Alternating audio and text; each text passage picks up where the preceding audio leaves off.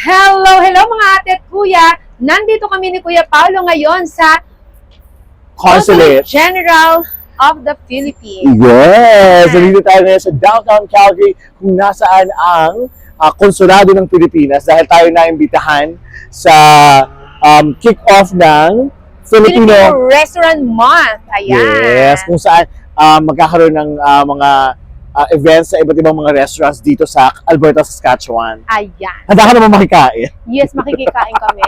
Samahan nyo kami ha. Meron akong daladalang mga lalagyan.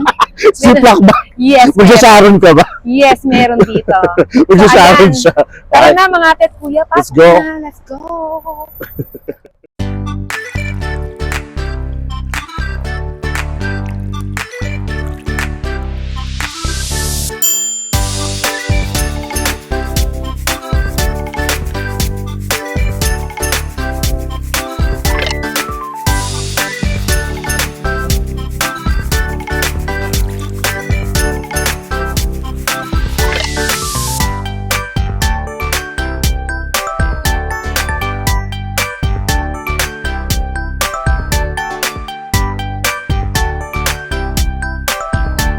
Nakikita mo yan?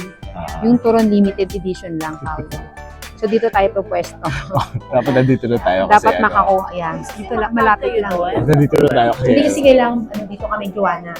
Kasi inaano namin yung Turon. Turon. Ilan lang kasi. Ilang piraso lang. Kaya makauna tayo pa. Makakauna tayo.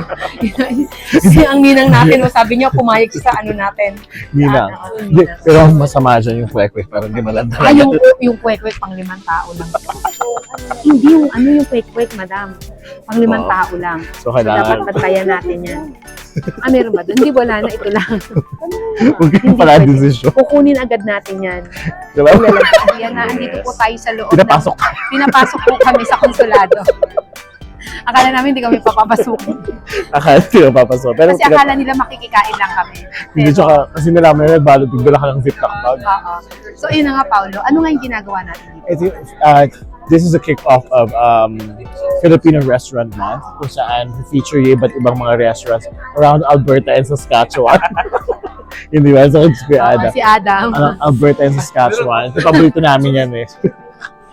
Alberta and Saskatchewan. So, gusto mga Pilipino dito sa Alberta and Saskatchewan, please support our local businesses. Yes, marami po tayo mga restaurants. Filipino business owners dito na nag-participate. That's right. So, support natin sila. I would like to thank the Philippine Consulate for inviting us. Yeah. So, ayan, mag-ikot-ikot tayo, Paulo. Sige, humanap na tayo ng lamesa kasi balita akong nagkakaubos.